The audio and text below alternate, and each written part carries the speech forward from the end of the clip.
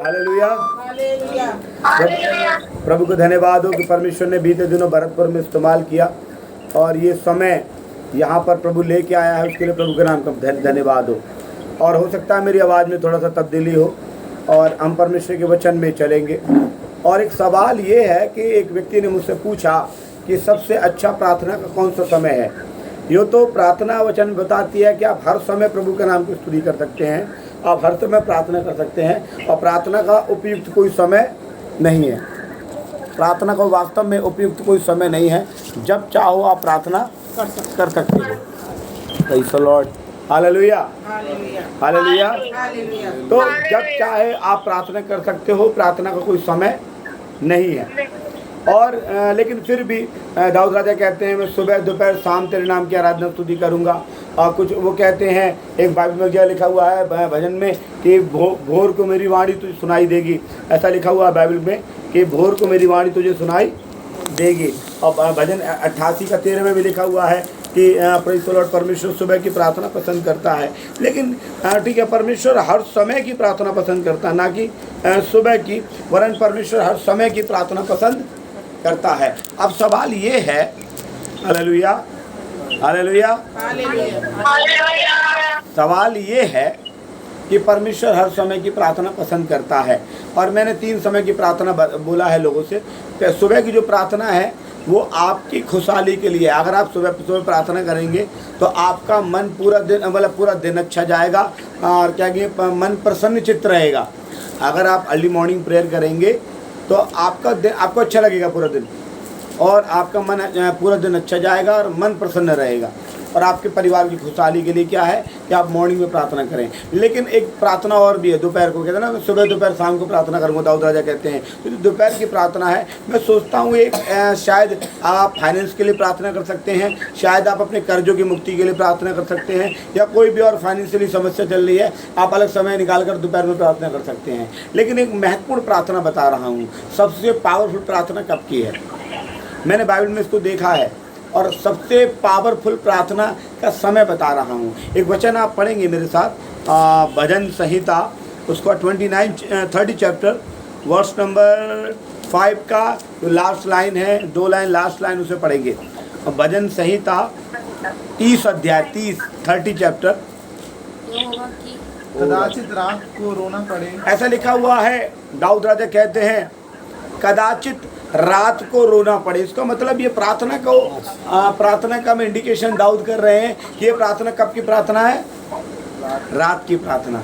कब की प्रार्थना है, रात की प्रार्थना। दाऊद राजा इंडिकेशन में हमें बता रहे हैं। एक हमें क्या नाम है, दाऊद राजा में क्या कर रहे हैं, हालेलुया बोलेंगे कि दाऊद राजा क्या कर रहे हैं, एक हमें एक हिंट दे रहे हैं, क्या बोलेंगे, सुझाव दे रहे हैं कि हम क्या करें, कब प्रार्थना करें, रात को प्रार्थना करें। कब प्रार्थना करें, रात को प्रार्थना करने का मतलब ये है जब एकांत हो जाता है। क्योंकि वचन में लिखा हुआ है और यीशु मसीह के विषय में भी है, बाइबल में यीशु मसीह के विषय में बहुत जगह लिखा हुआ है कि जब शाम हो जाती थी, अंधेरा हो जाता था, एकांत में यीशु मसीह चले जाते थे प्रार्थना करने के लिए। और वचन बताता है कि यीशु मसीह रात भर प्रार्थना करते थे। यीशु मसीह क्या करते थे, एकांत में रात भर प्रार्थना करते थे। ये ऐसा बाइबल में कहीं नहीं लिखा हुआ यीशु मसीह बस सुबह प्रार्थना करते थे। एक्चुअली वो तो परमेश्वर से उनको प्रार्थना करने की जरूरत नहीं है, लेकिन सबसे अच्छा उदाहरण और सबसे अच्छा सीखने का जो क्या कहेंगे हम, एक आइडियल पर्सन देखेंगे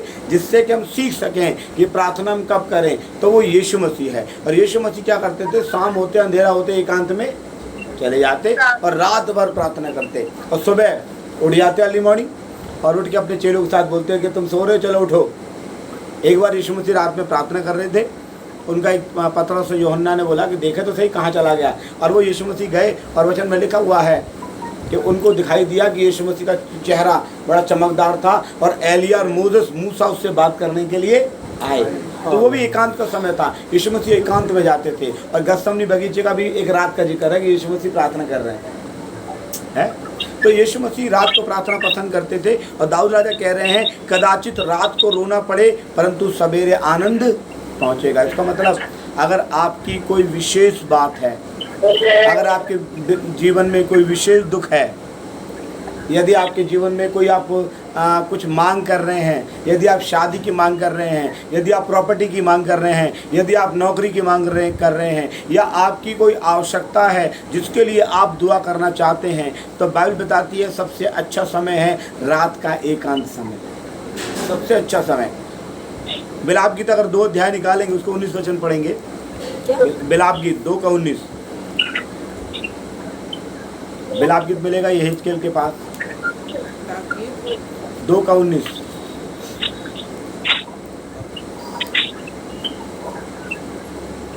रात के हर पहर के आरंभ में उठकर चिल्लाया कर, ऐसा लिखा हुआ है रात के हर पहर। इसका मतलब वो लोग कहते हैं रात के 3 पहर होते हैं, लेकिन 3 पहर अगर हम देखेंगे शाम से शुरुआत हो जाती है अंधेरे की, 10 बजे तक पहर है, 10 से फिर 1 बजे तक का पहर होता है, फिर 1 बजे से 4 बजे तक का पहर होता है, 4 बजे के बाद भोर है वो माना जाता है। लेकिन ये कह रहा है रात का जिस पहर में तेरी आँख खुल जाए, या जब एकांत में तू सोचे कि सब लोग सो गए हैं, मुझे एकांत में प्रभु से बातें करना चाहिए, तो ऐसा लिखा हुआ वचन में रात के हर पहर के में उठकर चिल्लाया कर। चिल्लाया का मतलब क्या है? आप प्रभु से दुखी मन से क्राई जो शब्द है चिल्लाने का मतलब क्राई का मतलब क्या? आदमी कब चिल्लाता है? क्राई कब होता है? दुखित क्यों होता है? जब ज़्यादा दुखी होता है तो उसका दिल टूट जाता है और वो क्राई मतलब दुखी हृदय से प्रार्थना करता है। वो कह रहा है रात के हर पहर के आरंभ में क्या कर? उठकर चिल्लाया कर। और आगे क्या लिखा हुआ है? प्रभु के सम्मुख अपने मन की बातों को धारा के समान उठे। क्या कर? प्रभु के सामने। किसके सामने? परमेश्वर चाहता है एकांत में रात में आप प्रभु के सामने अपनी मन की सारी बातें बता दीजिए, जो दिन के उजाले में आप किसी पादरी को नहीं बता सकते, जो दिन में आप किसी अपने पति को नहीं बता सकते, जो दिन में आप अपनी पत्नी को नहीं बता सकते, दिन में जो अपने भाई और बहन को नहीं बता सकते, जो बेटे को नहीं बता सकते, जो अपने मित्र और दोस्त को नहीं बता सकते, वो बात रात के एकांत में अपनी मन की बात अपने परमेश्वर को शेयर कर दीजिए। ऐसा वचन में लिखा हुआ है रात को अपने मन की सारी बातें क्या कर? उठकर परमेश्वर को शेयर कर दे, मन में सारी बातें बता दे। आजकल लोगों को बताने की जरूरत नहीं। वो कहते हैं ना, कहावत है कि आज किसी को अपने मन की बात मत बताओ या किसी को अपने चोट मत दिखाओ, क्योंकि सबके घर में मल्लम नहीं मिलेगा, नमक सबके घर में मिलेगा है, मल्लम नहीं मिलेगा है, दवा नहीं मिलेगी सबके घर में, लेकिन नमक सबके घर में मिलेगा। इसलिए क्या करें? रात में एकांत में आप अपने प्रभु से अपनी बात बताएं। दूसरा, जो भी कुछ प्रेज़ द लॉर्ड क्या कहेंगे, अपनी आपके मन की आपके जीवन की विशेष बात है जिसके लिए आप प्रार्थना दूसरों से कराते फिर रहे हैं, वो आप खुद करिए। क्योंकि दाऊद राजा पहले कह चुके हैं ना कि रात को जब रोएगे प्रभु के सामने, सुबह आपको आनंद पहुँचेगा, सुबह आपको फ़ायदा होगा। और रात को वचन में कई जगह जिक्र आया है। दाऊद राजा क्या कहते हैं? जरा पढ़ेंगे भजन 6 का 6 पढ़ेंगे, भजन संगीता उसका 6 अध्याय उसका 6 वचन क्या लिखा हुआ? पढ़ें भजन 6 का 6। मैं कराते कराते थक गया। ऐसा लिखा हुआ है। दाऊद राजा कहते हैं मैं जो कराते, इसका मतलब उसकी समस्या थी, उसकी पीड़ा थी, उसकी पाप थी, उससे इतना परेशान हो गया, अपने पाप के विषय में, अपनी पीड़ा के विषय में दाऊद किसी को बता नहीं सकता। तो वो कह रहा है मैं कराते कराते थक गया। अभी जो हमने पढ़ा था कि रात में उठकर क्राई मतलब चिल्लाया कर, मतलब अपनी पीड़ा को प्रभु को बताया कर। दाऊद राजा कहते हैं मैं कराते कराते थक गया और मैं अपनी खाट आंसुओं से मैं अपनी खाट, इसका मतलब वो खाट पे पड़ा हुआ, बिछौने पर पड़ा हुआ। रात में दाऊद राजा क्या करते हैं? एकांत में प्रार्थना करते हैं, क्योंकि वो राजा था, दिन में लोगों के साथ रहा करता होगा, लोग उसके ऐश्वर्य को देखते होंगे। राजा ही अगर बीमार है, राजा ही अगर दुखी है, राजा यदि पापी है, तो फिर आदमी किसके पास जाए? अगर आप एक पास्टर के पास जाए और बोले पास्टर से मैं मेरे लिए प्रार्थना करो, और पादरी के अच्छा तुम दुआ करने आए हो, मेरे भी सर में दर्द था, मैं भी बड़ा परेशान था, आओ दोनों मिलकर दुआ करेंगे, तो आपका विश्वास वहीं डाउन हो जाएगा कि यार हम जिसके पास आए वही खुद बीमार है। वो कहेगा ना हम दोनों मिलकर प्रार्थना करेंगे, अच्छा हुआ आ रहा है, मैं भी सोच रहा था प्रार्थना करूँ, मेरे लिए मैं खुद बीमार हूँ, तो आपका डेफिनेटली कहीं ना कहीं आप डबाडोल आपका विश्वास हो जाएगा। लेकिन यहाँ पर दाऊद राजा क्या एकांत में रात में वो कह रहा है प्रति रात एवरीडे लिखा, रात में प्रति रात लिखा हुआ ना, इसका मतलब दाऊद भी प्रभु यीशु के समान, यीशु मसीह तो पूरे रात प्रार्थना करते थे, दाऊद हो सकता है 1 घंटा करता हो, 2 घंटा करता हो, यीशु के समान बोलना उचित नहीं है, बट यीशु की तरह ही वो रात में प्रति रात क्या करता था? वो प्रार्थना करता है। आपके लिए कोई विशेष बात के लिए आप प्रार्थना मांग रहे हैं, आप ज़मीन मांग रहे हैं, आप बच्चों की नौकरी मांग रहे हैं, आप एजुकेशन मांग रहे हैं, आप अच्छा बेटी मांग रहे हैं, अच्छा बेटा मांग रहे हैं, या आपकी और कोई व्यक्तिगत पर्सनल बात है, आप एकांत रात में प्रार्थना जरूर करें मेरे प्रियो। मैं आपको एक सलाह देना चाहूँगा, सबसे प्रभावशाली प्रार्थना रात की प्रार्थना होती है। हालेलुया। मैं इसलिए बोल रहा हूँ रात की प्रभावशाली प्रार्थना होती है। मैं दो आपको वाक्य बताऊंगा बाइबल में। एक निकालेंगे पहला इतिहास उसका 17 अध्याय 3 वचन, 17 अध्याय का 3 वचन। अरे आपको उसी रात परमेश्वर का यह वचन नातान के पास लिखा हुआ है, पहला इतिहास 17 का 3 में लिखा हुआ है, उसी रात को यह वचन, उसी रात परमेश्वर का यह वचन, उसी रात परमेश्वर का कलाम, परमेश्वर का वचन, परमेश्वर की वाणी नातान नबी के पास पहुंची। इसका मतलब परमेश्वर नबियों से रात में बात किया करते थे। इसका मतलब ओल्ड टेस्टामेंट के जो नबी थे वो रात में प्रार्थना किया करते थे, और रात में प्रार्थना करते थे तो क्या होता था, परमेश्वर उनसे बातें करता था। कब? जब दुनिया शांत हो जाती है, जब दुनिया शांत हो गई है और ये क्या कर रहे हैं, प्रार्थना कर रहे हैं। और बाइबल में लिखा हुआ है कि परमेश्वर उनसे बात करने के लिए आता था। कब आता था? क्योंकि वो रात में एकांत में प्रार्थना करते हैं। और वचन में लिखा हुआ है नातान नबी से भी परमेश्वर रात में बात करने के लिए आया है। ओल्ड टेस्टामेंट में ऐसा दिखेंगे, ऐसा लिखा हुआ प्रेरितों का 12:5 में कि बंदीगृह में पतरस बंद था और कलीसिया उसके लिए लौ लगाकर परमेश्वर से प्रार्थना कर रही थी। और कलीसिया रात में क्या करती थी, लौ लगाकर परमेश्वर पतरस की छुड़ाई रिहाई के लिए प्रार्थना कर रही थी। यदि आप बंदावट में हैं, रिहाई चाहते हैं, आप दूसरों के लिए भी प्रार्थना करें, खुद भी प्रार्थना रात में करें। और बाइबल में लिखा हुआ स्वर्गदूत आया और पतरस को छुड़ाकर ले गया। कलीसिया प्रार्थना कर रही थी रात में। आपके लिए एक शिक्षा देना चाहता हूं, आप व्यक्तिगत प्रार्थना एकांत में आप करें, आप प्रार्थना एकांत में करें परमेश्वर, क्योंकि रात की प्रार्थना बड़ी प्रभावशाली प्रार्थना है। रात की दुआ बहुत शक्तिशाली दुआ है मेरे प्रियो। हालेलुया। इसलिए आप एकांत में प्रार्थना करें, परमेश्वर आपकी दुआ को पसंद करेगा। एक वाक्य और बताना चाहता हूँ, पहले से सैमुएल उसका 1 अध्याय का 1 से 3 तक पढ़ेंगे। पहला सैमुएल उसका 1-3 हालेलुया। पहला सैमुएल उसका 3 अध्याय उसका 1 से 3 तक पढ़ेंगे जी। वह बालक सैमुएल एली के समान यहोवा की सेवा टहल करता था। वचन में लिखा हुआ है कि एली वो सैमुएल जो था छोटा सा, उसकी माँ उसको छोड़ गई थी।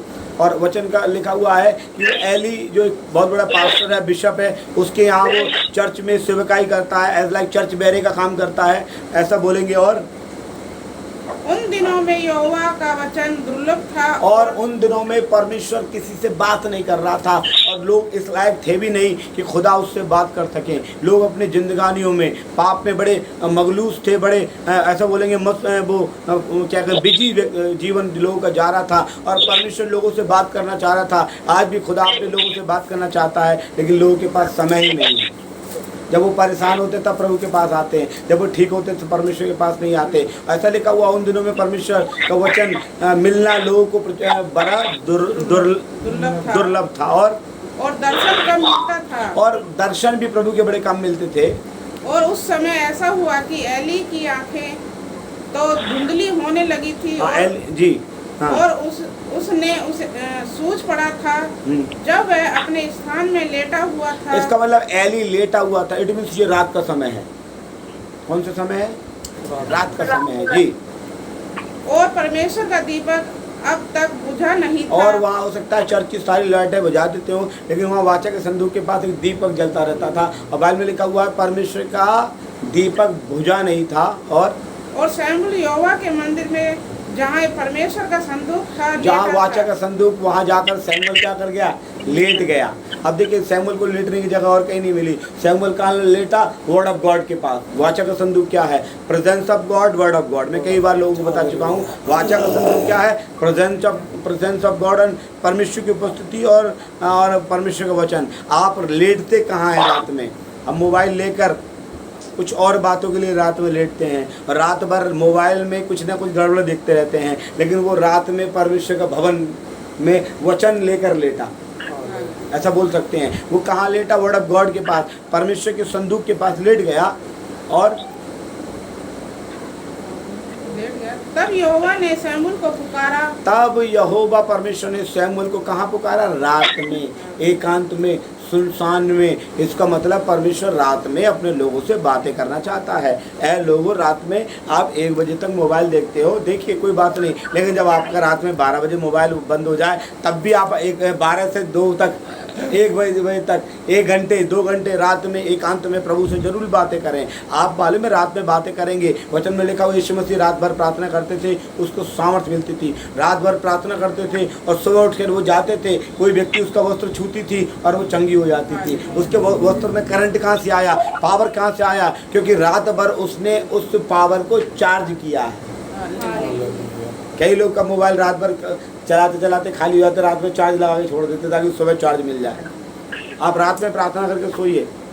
है, बहुत से लोग कहते हैं हमें नींद नहीं आती, बहुत से लोग कहते हैं सपने आते हैं। एक व्यक्ति ने एक महिला ने मुझसे बोला एक बार कि पादी साहब में नींद नहीं आती। अगर रात में बाइबल खोल के पढ़ जाना, 2-3 आयतें पढ़ोगे, आँखें भारी होने लगेंगी और तुरंत नींद आ जाएगी। और सबसे अच्छा नींद आने की दवाई क्या है? रात में बाइबल पढ़ लो, पक्का।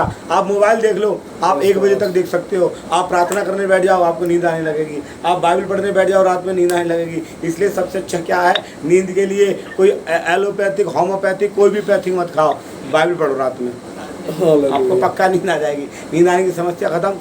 और आप बाइबल पढ़ के सोएंगी तो और अच्छी बात क्या है? आपको बुरे सपने भी नहीं आएंगे, हैं, आप कोई चिंतित अवस्था में नहीं होंगे। नहीं तो कभी कभी हम रात का जो सोना होता है ना, एक आम आदमी सोचते सोचते सोता है और रात भर कई घंटे करवट बदलता रहता है, क्योंकि नींद भी नहीं आती। क्यों नहीं आती? क्योंकि सोचता रहता है क्या होगा, कैसे होगा, कल मुझे उठ के ये करना है, फिर ये करना है, फिर ये करना है, फिर ये करना है। रात में आप जो वचन पढ़ के सोएंगे, प्रभु का वचन आपसे बातें करेगा, नींद भी अच्छी आएगी। और आपको सुबह वचन में लिखा हुआ है, कदाचित रात को रोना पड़ा परंतु सुबह आनंद पहुँचेगा। इसलिए आगे बढ़े। और उसने कहा क्या आज्ञा? उसने कहा क्या आज्ञा है? इसका मतलब क्या है? परमेश्वर ने शमूएल से रात में 3 बार बात की। कितनी बार? और बार बार वो एली के पास जाए। एली सो रहा है और उसने बोला एली से, क्या आप आवाज़ दे रहे हैं? क्या आप आवाज़ दे रहे हैं? बट एली ने बोला मैं आवाज़ नहीं दे रहा। हो सकता है परमेश्वर तुझसे बातें करें। अब की बार आवाज़ तो कह देना, बोल तेरा दास सुन रहा है। रात में परमेश्वर आपसे बातें करेगा। 2 बातें फिर विलाप गीत में मैंने बताया, आप अपनी बातें बताइए। और कभी कभी परमेश्वर अपनी बात भी रात में ही बताना चाहता है। इसलिए क्या करें? रात को जरूर आप प्रार्थना करें, परमेश्वर आपसे बातें करेगा। एक वचन और प्रेस रोड में पढ़वाऊंगा हम, इसके बाद हम समाप्त करेंगे। इफिसियों 6 का 18 पढ़ेंगे। इफिसियों 6 का 18।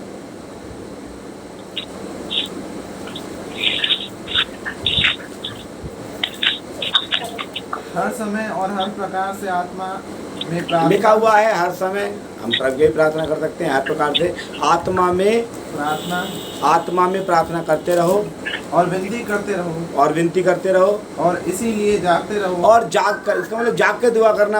हर समय प्रार्थना कर सकते हैं, लेकिन जाग कर दुआ करना बहुत, इसलिए बहुत से चर्चेस में आपने देखा होगा सामर्थ्य प्रार्थना के लिए होल नाइट प्रेयर रखी जाती है। बहुत सी चर्चेस में पूरी रात जाग के प्रार्थना करते हैं। और मैं भी कई चर्चेस में अटेंड किया है। कई बार मैं वक्ता के रूप में गया हूँ, पूरी रात प्रार्थना करने का मुझे अवसर मिला है। लेकिन वचन क्या बता रहा है? हर समय हर प्रकार से क्या करना बेटा?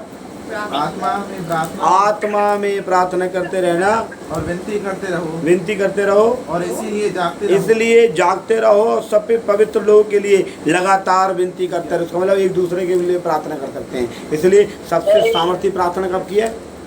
रात की। इसलिए आप रात को अपने मन की बात अपने खोलकर परमेश्वर को बताएंगे और परमेश्वर जरूर आपको आशीष देंगे। आइए हम प्रार्थना करें। धन्यवाद परमेश्वर, धन्यवाद परमेश्वर। हालेलुया। प्रार्थना में